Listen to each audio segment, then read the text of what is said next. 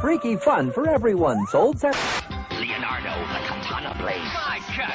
Attack the evil Inhumanoid, forcing him back into the earth. Hey, the name's Boglin. You sold separately. Battle on Regina and Skeletor each sold separately. You put them out together. Turn them into the light, and they change into even more powerful. Battle against Lion-O and the new Thundercat ally.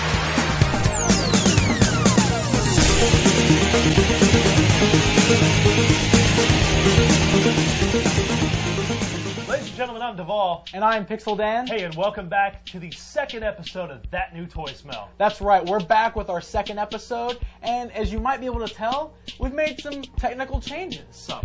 Yeah, just a few. We got a lot of really great feedback from you guys, which we love, so please keep sending us feedback on our episodes. But at your request, we've boosted the lighting, we've each got our individual microphones here and make the sound a little better, so hopefully your viewing experience will be a little better. So with all that being said, let's get into our first segment.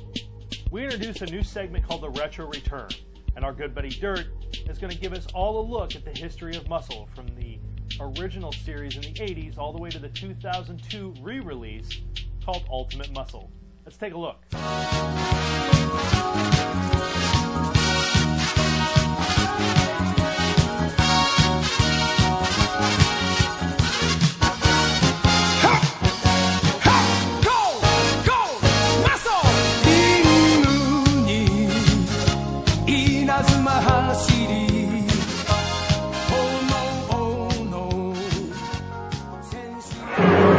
Invasion of the muscle things. They've come to drive America nuts. They're ugly, they're weird, they're tiny. As a child, there was nothing to me more fantastic than the muscle toys.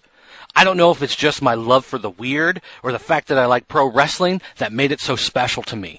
But there was something about a guy from outer space with a fin on his head who would fight against a walking, talking urinal. That's right, a urinal. To me, muscle figures were my childhood. And that's why I was so happy when they came back.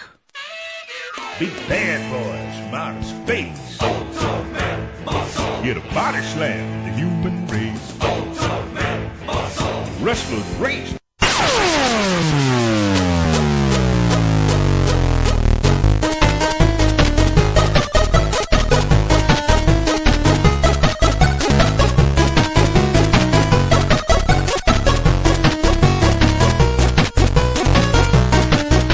Before we get started looking at the toys, let's take a quick look at how M.U.S.C.L.E. started in Japan.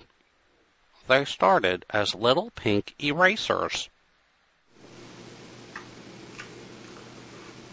Oh, are you back already?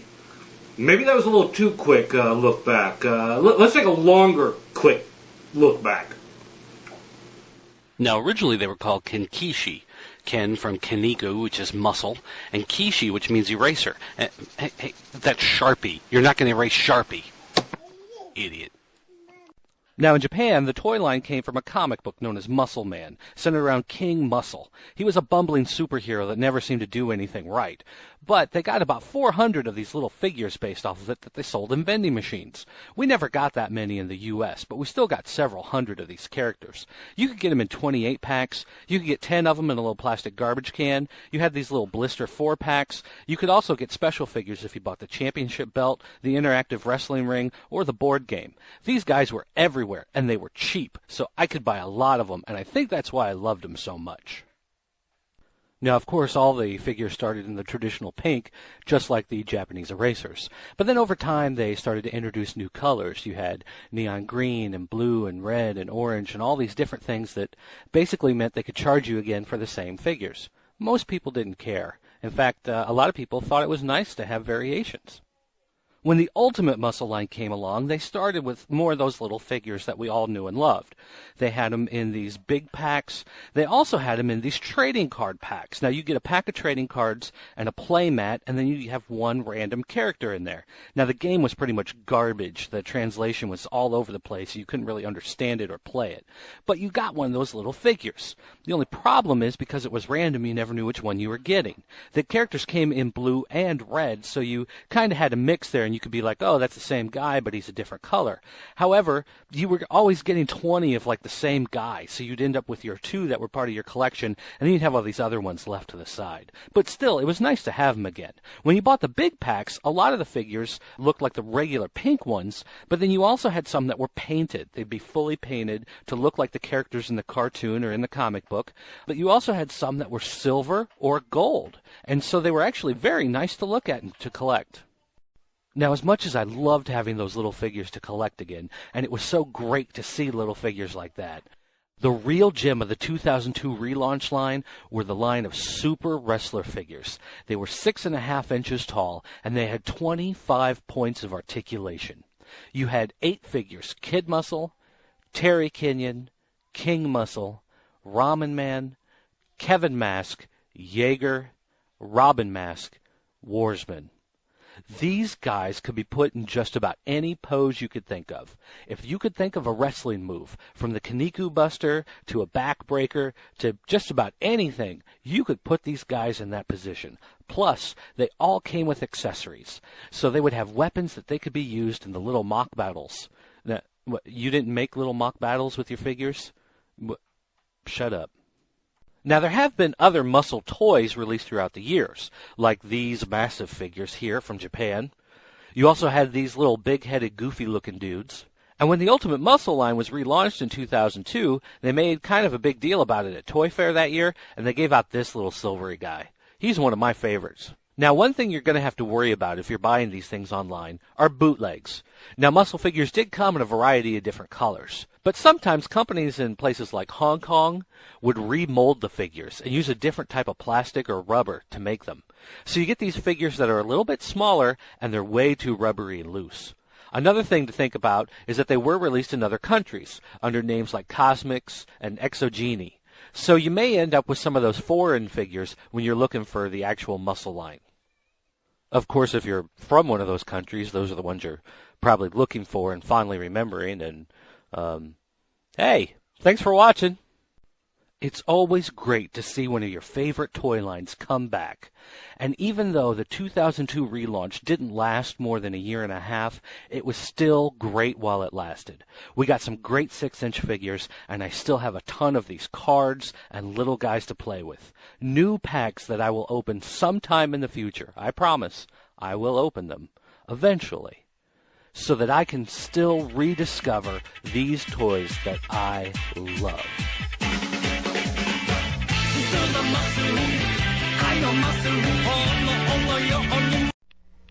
Even today, the Teenage Mutant Ninja Turtles are still popular.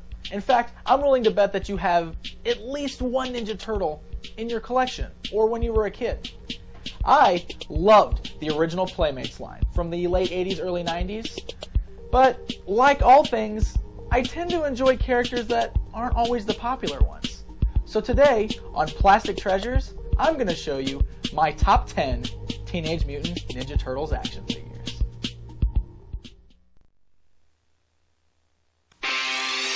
Teenage Mutant Ninja Turtles, Teenage Mutant Ninja Turtles, Teenage Mutant Ninja Turtles, heroes in a half shell, turtle power. In the early 1990s, there was one powerful force that dominated the entertainment world: the Teenage Mutant Ninja Turtles.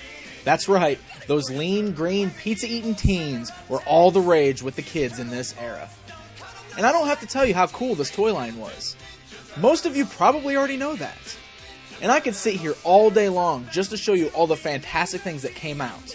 But instead, I'm going to go ahead and tell you about my personal top 10 favorite Teenage Mutant Ninja Turtle figures.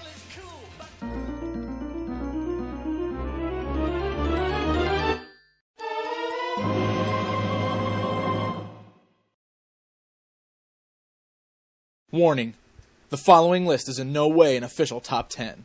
This is the personal favorites list of Pixel Dan, which means it's his opinion. Although, he does have an awesome opinion, so you should probably just adopt the same list as him. In 1989, Playmates introduced us to Usagi Yojimbo, a skilled rabbit samurai. According to his file card, Usagi wandered ancient legendary Japan until a freakish burst of reception through Donatello's trans-dimensional portal brought him into the modern times. The figure included several cool weapons, such as a katana sword, a fist dagger, and a tanto dagger. He has such a great look to him that instantly as a kid, I loved this figure. And what makes him even cooler is the fact that Usagi is actually another independent comic character, just like the Turtles once were, who made a crossover into the Turtles universe and got his own toy because of it.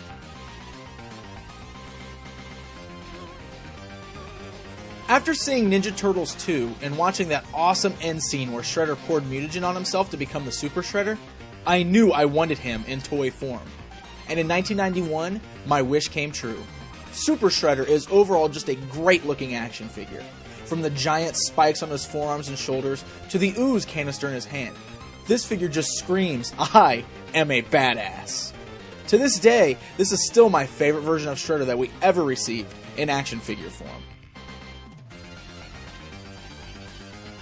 I'm not gonna lie, I have always had some sort of weird fascination with any toy that was either translucent or shiny. So how could I not love Chrome Dome? Released in 1991, Chrome Dome sported an awesome metallic silver paint job that was so shiny you felt like you were buying a piece of treasure when you left the store with him. My only real problem with this figure is his terrible stance. You see, the turtle figures were always known to have dynamic stances, but this one is just terrible. Because of how his foot is bent, he's impossible to stand up on his own. But you know what? As angry as that may make me, I always forget about it when I realize how cool he looks. Ooh, shiny.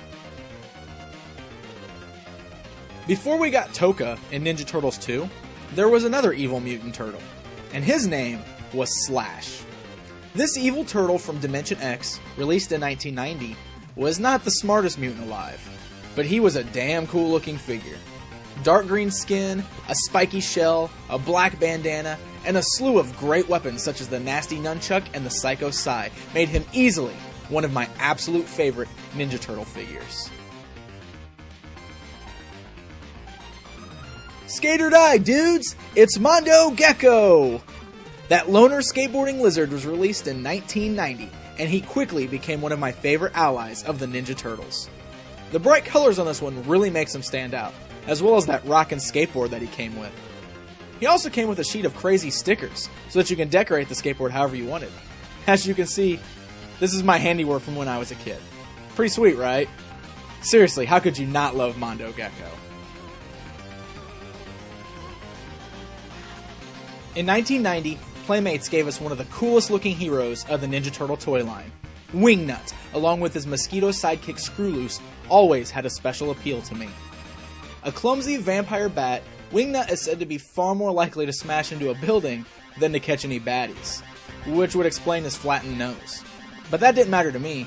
I loved the giant wings that you can clip weapons onto. I loved the goofy blue and gray costume that didn't seem to fit him right. He may have been a bit of a putz, but Wingnut was still an awesome toy.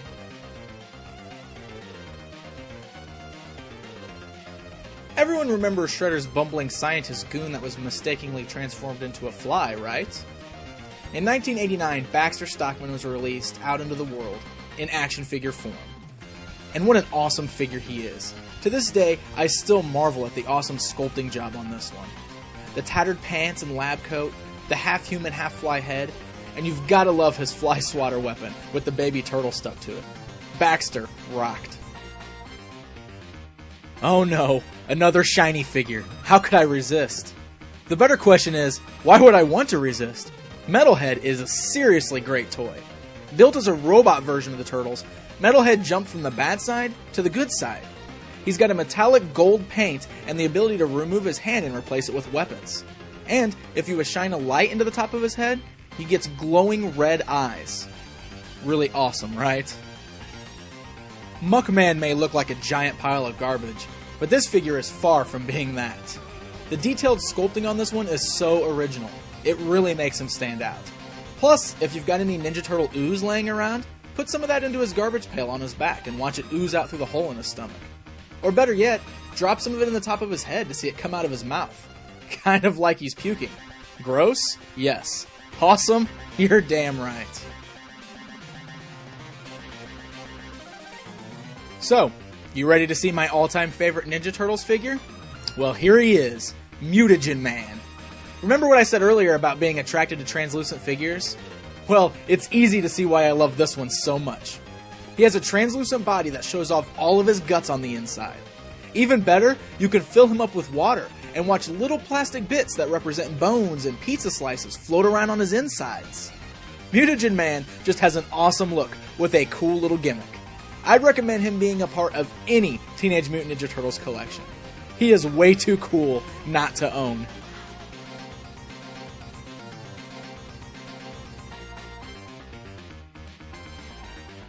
So there you have it, my top 10 Teenage Mutant Ninja Turtles figures of all time. Hopefully I've reminded you guys how awesome this toy line is. And hopefully you guys are on the internet right now looking for these figures to buy for yourself. Take care, guys.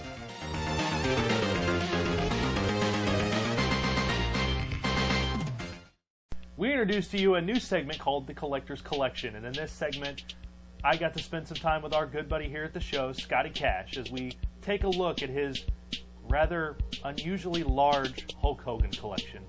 Let's take a gander.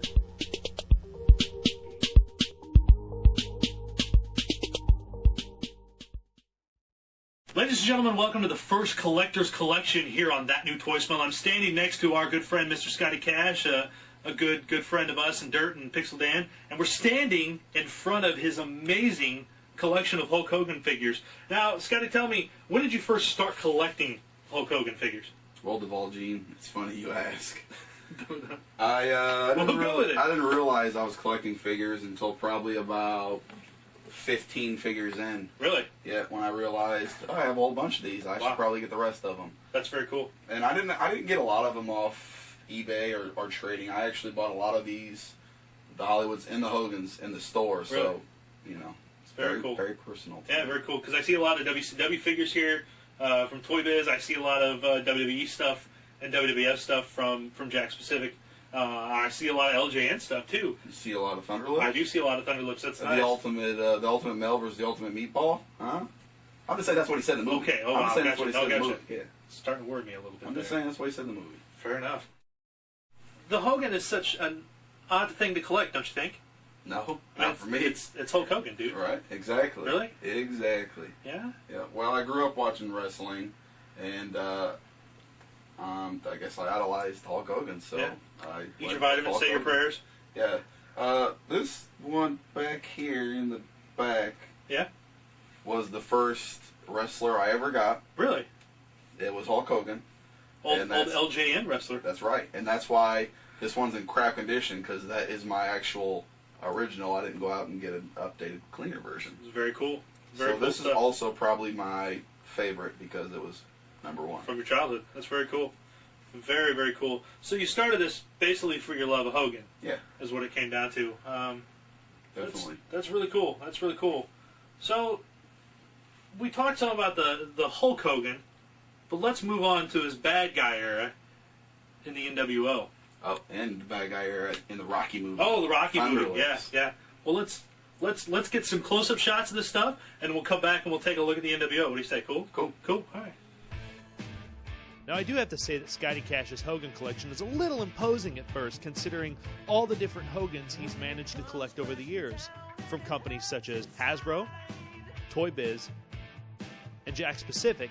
The amount of Hogan figures that's been made over the years is actually quite staggering, considering all the different versions of the NWO Hogan, all the different versions of the Real American Hogan, versions of Hogan from Rocky III. Of course, there was only one, but you got to add him to the list. It's obvious that Hulk Hogan has actually inspired Scotty Cash throughout his personal life as well as his collection life, as evidenced by this amazing collection we've taken a look at here today.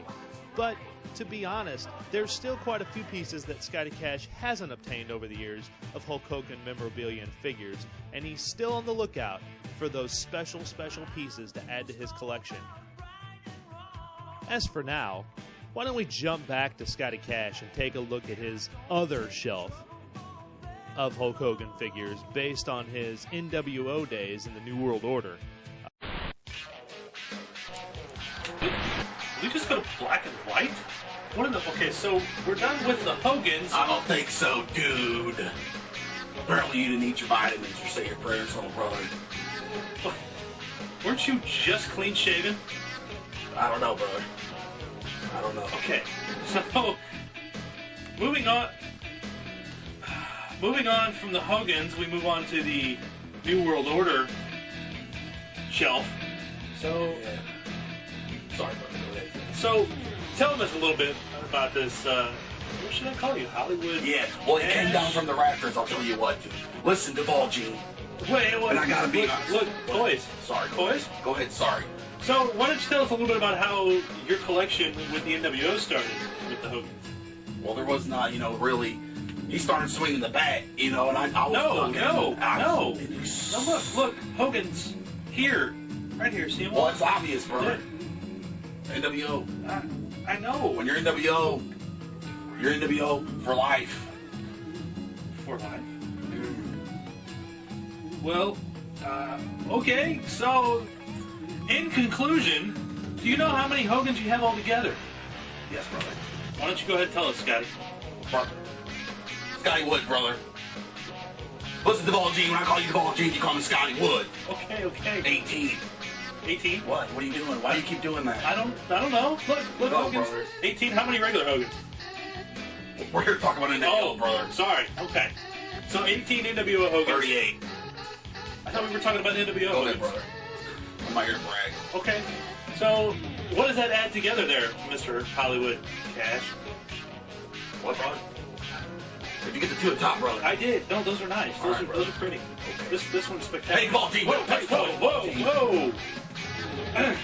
So, ladies and gentlemen, that concludes our collector's collection for today with Hollywood Cash Hogan. Sure, brother. Ladies and gentlemen, we'll see you next time. Man, I gotta get out of here.